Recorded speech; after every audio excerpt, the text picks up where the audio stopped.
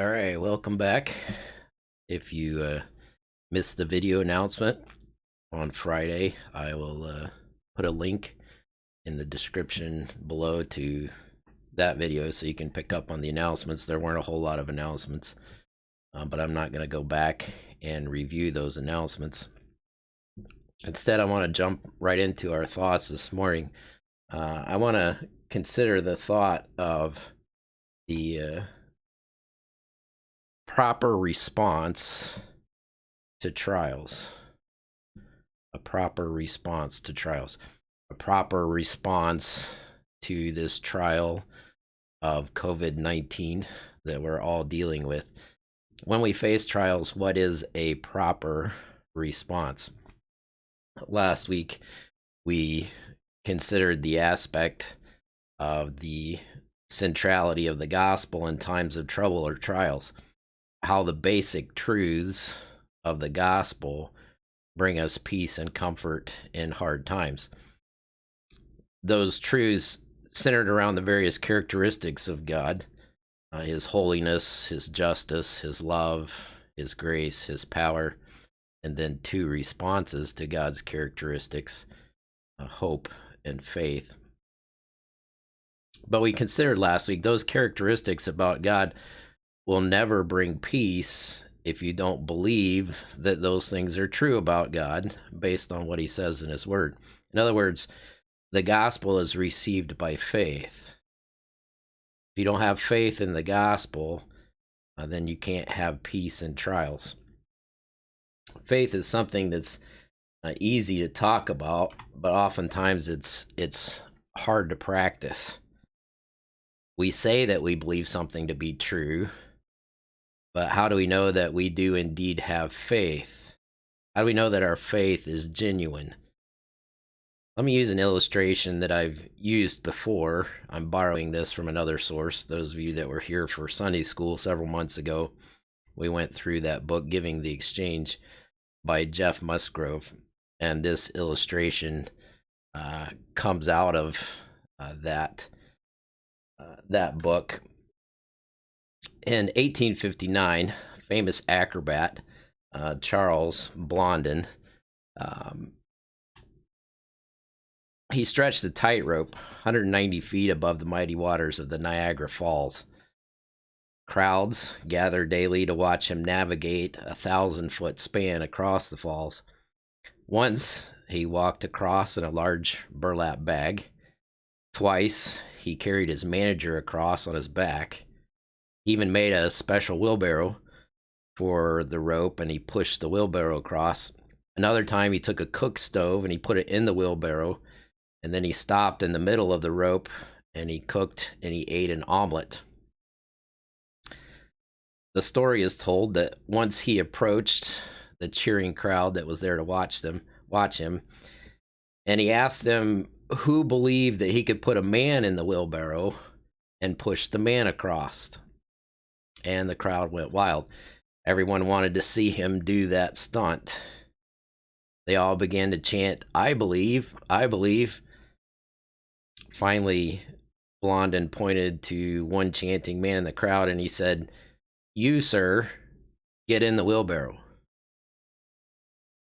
The man promptly bolted in the opposite direction.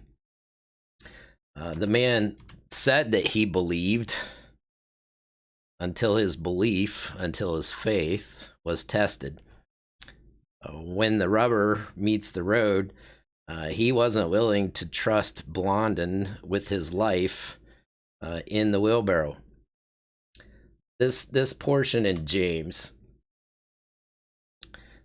chapter 1, verses 2 to 4, is about the testing of faith. The testing of faith. A proper response to trials. But perhaps your faith is being tested right now. Maybe you're wondering if God really is sovereign. Is God really in control? Maybe you're wondering if God really is good. Maybe you're wondering if God is really still loving. The focus of these verses is on a proper response to the trying of your faith. the purpose for the trying of faith is going to become apparent, but it's going to become apparent in the context of the admonitions concerning that proper response. And we'll get to that purpose in verses 3 to 4 here in just a second. But first, let's consider something that is not a purpose for the trying of your faith. And that's this. God does not send testing our way so that he can ascertain the level of our faith. God already knows the depth of our faith. He already knows whether or not we're willing to get in the wheelbarrow, if you want to think of it that way. He sends trials to reveal to us the level of our faith, and this is key, and to help us grow in faith. God wants us to know where our faith is weak so that he can grow our faith and make us more mature believers. In other words, people that believe God even when our lives are at stake. Look at verse 2 here in James chapter 1. My brethren, count it all joy when you fall into divers temptations. The first thing I want to note is that these admonitions on how to respond in trials are for believers. They're for people that have already placed their faith and trust in God for salvation. They're for brethren. Stop and think about it. An unbeliever cannot trust God in trials because he lacks God's grace to do so. Only someone who has been made a new creation, i.e., has been saved, can respond in the manner that James is laying out here. So it's for brethren. Secondly, look at this word count. Note that it's in the imperative. It's a command. It is the command to think something through and come to an evaluation. We often think of the word count in an accounting sense. So maybe we could think about it this way. Think about what I'm telling you, think it through, and then choose to put trials in the asset column and not in the liability column. Choose to see trials as a good thing. In other words, count it all joy. Count it all joy. Thirdly, consider this word when. When. You know, it's significant that James did not use the word if. Trials will come to the believer in this life. Next, take a look at that word fall. Fall. To come across something by accident. It's a definition of that word. These trials of our faith are not something we plan ahead for. They come out of nowhere. Who would have thought a month ago that we would be quarantined at home and practicing social distancing? It's hard to premeditate a response to something when you don't know it's coming. That's why trials can reveal the depth of your faith. And then note that word, those two words, divers temptations, various kinds of trials. Trials come in all different sizes and shapes. Some are momentous and life-changing, such as a cancer diagnosis. Some are small and irritating, like a flat tire. Here's the command from verse 2. Make the choice to consider trials a good thing. Make the choice to rejoice in the middle of a trial. Now we understand why that word count is in the imperative, because we don't naturally consider trials a good thing. We don't naturally consider trials something to be joyful about. Our natural response is to avoid trials. But also note that we're to count it all joy in trials because we know something. Because we know something. Knowing this is verse 3, knowing this, that the trying of your faith worketh patience. This choosing to be joyful in trials is based on knowledge. It's not some leap of faith into nothingness. It's not faith in faith. It's faith in revealed truth. It's a choice based on knowledge. We make the choice to be joyful in trials because we know that something is true. What is it that we know to be true?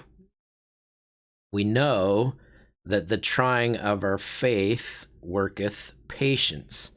That word trying, it's a different word than the word used for temptation or for trials in verse 2, but it has a lot of the same meaning.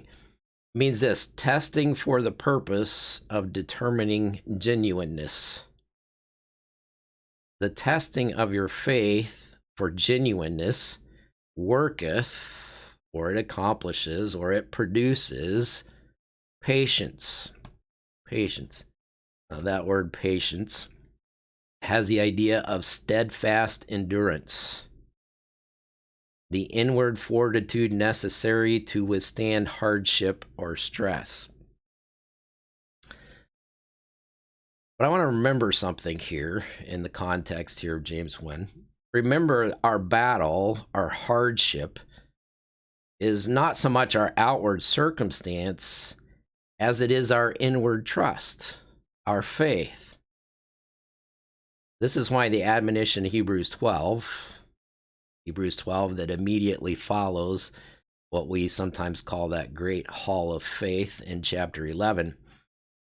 The admonition in Hebrews 12 is to run the race, a race of faith, with patience or steadfast endurance. In other words, this steadfast endurance is not just gritting our teeth and plowing ahead when difficult times come.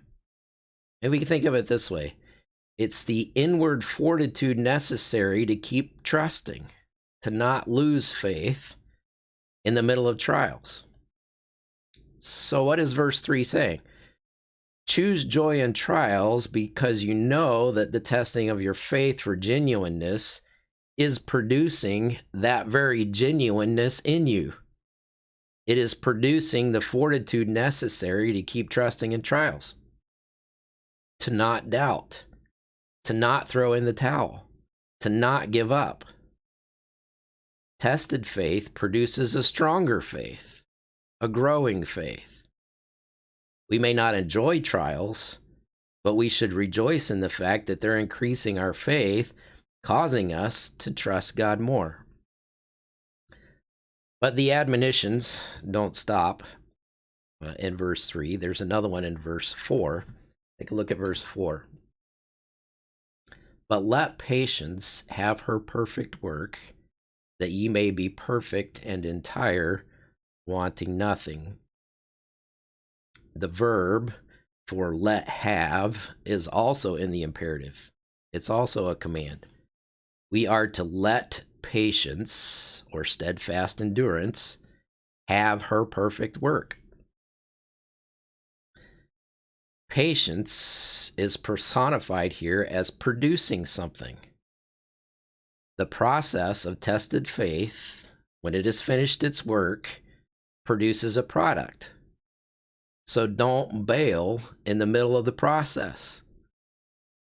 The word for work here is the same word that's used in chapter 2, verse 17, by the way.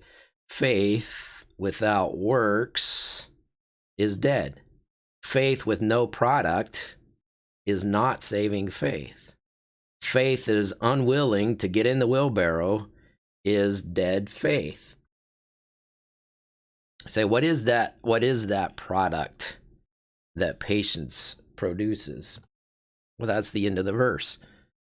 That ye may be perfect or mature and entire or whole, not lacking or not wanting in anything. Not only mature, but mature in every area. Not lacking in any area. By the way, it's the same word as the word lack in the next verse. If any of you lack wisdom. Maybe we could put it this way. This maturing process, it makes you well-rounded in the area of faith. Zoom way out for a second. God is in the process of conforming you to the image of his Son. Well, when are we going to look more like Christ? Well, when we learn to trust him, when we learn to have faith in him in every way, in every area. Regardless of what comes along, we trust him. How are we going to learn to trust him in every area? A growing faith. Well, how does our faith grow? Through trials. In other words, this verse is telling us to let trials do what they're supposed to do. Grow your faith. Knowing that trials are growing your faith will cause you to count trials as a positive thing, an asset, not a liability. The illustration of running helps me to envision this whole process. And I'm going to interject some of the words from these verses to help with this illustration. I don't enjoy running. And just to be clear, I'm not running right now, but bear with me for the sake of illustration. When I do run, my muscles hurt. I get all sweaty. And since I'm not good at multitasking, I don't do anything but run when I run. I can't even listen to music. It distracts me from running. Running, if you will, is a trial for me. It's not pleasant. It's not something that I enjoy. But I know that constantly running can build my steadfast endurance. The more I run and the more consistent I am with running, the better runner I will become. Maybe I can run a little further, or perhaps I can run the same distance a little faster. I know that the process of running consistently without quitting will produce a product. What is that product? A more mature, complete runner. A person who steadfastly endures the rigors of routinely running can rejoice like a strong man about to run a race. A man who has weathered the routine of running on a regular basis, that knows he's strong and knows that he will do well in the race. So, I should let the process do its perfect work. Let the process produce its product. I shouldn't quit running. I shouldn't give up on running. I shouldn't throw in the towel. If I bail, the process breaks down. I don't reap the benefits of running. And right now, I'm a little convicted about not running. But how much more important is the product of growing faith than the simple product of being a healthy, strong runner? Run the race of faith with joy. Why? Because you know that God is using a time of testing to prove the genuineness of your faith. And you know that in that, God is building your faith. You know God is maturing you as a believer. You know you're becoming more and more like Christ. And that should be more important to you than living a trial-free life. Although you don't enjoy the circumstances of the trial, you rejoice because you know what the trial is producing. It's producing Christ-likeness in you. Maybe you're the person that I described earlier. You're wondering if God is still in control. Maybe you're looking for the goodness of God in everything that's going on. You're wondering if God is still loving. If you're having these doubts, your faith is being tried. Don't throw in the towel. Don't stop trusting God. Rejoicing knowing that God is using these difficult times to mature you as a believer. Get in the wheelbarrow and let God roll you across the tightrope of this trial. Maybe you're saying, well, I want to trust God. I want to have faith, but I still struggle with believing. First of all, note that this makes you human. No one has perfect faith. A lack of faith in God is what got man into this mess back in Genesis 3, and it's only faith in God that will get us out. The fact that you struggle with faith doesn't make you an abnormal Christian. It makes you a normal one. Secondly, whenever I see my own lack of faith, I'm encouraged by an account in Mark chapter 9. Many of you probably are familiar with the context of Mark 9. A desperate man whose son has an unclean spirit comes to the disciples for help, but the disciples can't help him. Jesus shows up, and the man begs Jesus to deliver his son. And Jesus' response was this: "If thou canst believe, all things are possible to him that believeth." That's verse 23. And then we read these words: "And straightway the father of the child cried out and said with tears, Lord, I believe, help thou mine unbelief." Here's the point. The man recognized his own lack of faith, but he appealed to the right source to increase his faith. Help thou mine unbelief. If you're struggling with trusting God, then cry out to him. Help thou my unbelief. But think about what we just considered from James chapter 1. How does God help our unbelief? Trials. He grows our faith in trials. The question then becomes this: am I more interested in growing faith or in a trial-free life? Which is more important to me? Growing faith, which makes me more like Christ, or simply a trial-free, pain-free, easy life? I want to end with a text from a song in our hymn book, our hymn book, Hymns of Grace and Glory. This is number 593 in our hymn book.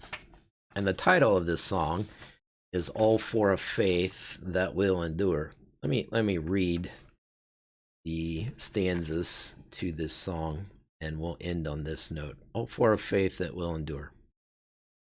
Oh, for a faith that will endure, though pressed by many a foe, a faith that always stands secure through every earthly woe, that will not murmur nor complain beneath the chastening rod, but in the hour of grief or pain can lean upon its God. A faith that shines more bright and clear when tempests rage without, that when in danger knows no fear, in darkness feels no doubt.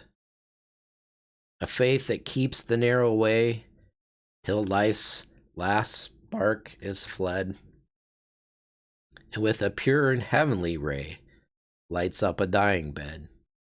Lord, give me such a faith as this, and then, whatever may come, I'll taste even here the hallowed bliss of an eternal home.